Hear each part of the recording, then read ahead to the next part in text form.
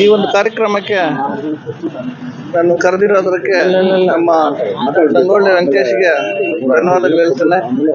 ಇಲ್ಲಿ ವೇದಿಕೆ ಮೇಲೆ ಇರುವಂತ ಎಲ್ಲ ನಾಯಕರಿಗೇನು ಒಂದು ಸುತ್ತ ಈ ಒಂದು ನಿರ್ಧಾರ ನಮ್ಮ ವೆಂಕಟೇಶ್ ತಗೊಂಡಿರೋದು ತುಂಬಾ ಉತ್ತಮವಾದ ನಿರ್ಧಾರ.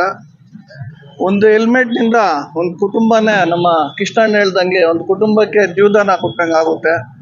ಎಷ್ಟೋ ಹೈವೇಗಳಲ್ಲಿ ಹೆಲ್ಮೆಟ್ ಇಲ್ದಿರ ಆಕ್ಸಿಡೆಂಟ್ಗಳಾಗಿ ತುಂಬಾ ಅಪಘಾತಗಳಲ್ಲಿ ಮರಣ ಹೊಂದಿದ್ದಾರೆ ಪಾಪ.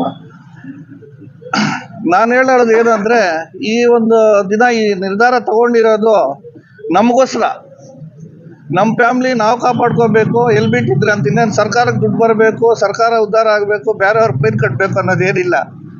ಏನೋ ನಮ್ಮ ಸಂಗೊಳ್ಳಿ ವೆಂಕಟೇಶ್ ಈ ಒಳ್ಳೆ ನಿರ್ಧಾರ ತಗೊಂಡು ಹೆಲ್ಮೆಟ್ಗಳಿಂದ ಇಡೀ ನಮ್ಮ ಕರ್ನಾಟಕದಲ್ಲಿ ನಮ್ಮದು ಎಲ್ಲೇ ಒಂದೇ ಒಂದು ಫೈನ್ ಕಟ್ದಿರ ಈ ಒಂದು ಮನವರಿಕೆ ಅಂದ್ರೆ ಎಲ್ಲರೂ ಹೆಲ್ಮೆಟ್ ಇನ್ನ ಇವಾಗ ಈ ಕೂಲಿ ಕಾರ್ಮಿಕರು ಕೊಡ್ತಾ ಇದ್ದಾರೆ.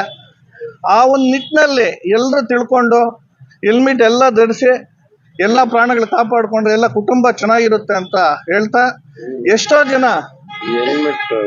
ರಾತ್ರಿ ನಮ್ಮ CMPS ಮುನ್ಶಾಮಿ ಪಬ್ಲಿಕ್ ಸ್ಕೂಲ್ ಅಲ್ಲಿ ಮಾತಾಡಿದ್ರು, ಇದೇ ಮಾತಾಡಿದ್ರು ರಾತ್ರಿ. ಇವಾಗ ಇಷ್ಟು ಜನ ಬಂದಿದ್ದೀವಿ, ಎಷ್ಟು ಜನ ಹೆಲ್ಮೆಟ್ ಹಾಕೊಳ್ದಿರ ಬಂದಿದ್ದಾರೆ ಕೈ ಎತ್ತ ನೋಡಿ. ಇನ್ನ ಚೇಂಜ್ ಆಗಿಲ್ಲ, ಅಲ್ಲ ಚೇಂಜ್ ಆಗಿಲ್ಲ. ನಮ್ಮ ವೆಂಕಟೇಶ್ ನಿಟ್ಟಿನಲ್ಲಿ ಯಾರನ್ನು ಕೈ ಎತ್ತಿರ ಇವಾಗ ಹೋಗ್ತಾರೆ. ಮತ್ತೆ ಎಲ್ರಿಗೂ ಒಂದು ಮನವರಿಕೆ, ಇವಾಗ ಒಳ್ಳೆ ನಿರ್ಧಾರ ತಗೊಂಡಿದ್ದಾರೆ. ನನ್ನ ಅನಿಸಿಕೆ ಏನು ಅಂದ್ರೆ, ನಮ್ಮ ಸಂಗೊಳ್ಳಿ ವೆಂಕಟೇಶ್ ಈ ಮುಳ್ಬಾಲಲ್ಲಿ ಯಾರು ಹೆಲ್ಮೆಟ್ ಹಾಕೊಳ್ದಿರೋ ಬರೋಂತ ಒಂದು ಮುಕ್ತ ಆಗ್ಬೇಕಂತ ನಾನು ಬೇಡ್ಕೊಳ್ತೀನಿ. ಯಾರಿಗೂ ಆ ಒಂದು ಇದು ಬರಲ್ಲ. ಇವಾಗ ಯಾರೋ ದುಡಿತಾರೆ, ಎಲ್ರಿಗೂ ಒಂದು ಸೇವೆ ಮಾಡ್ಬೇಕನ್ನೋದು ಬರಲ್ಲ.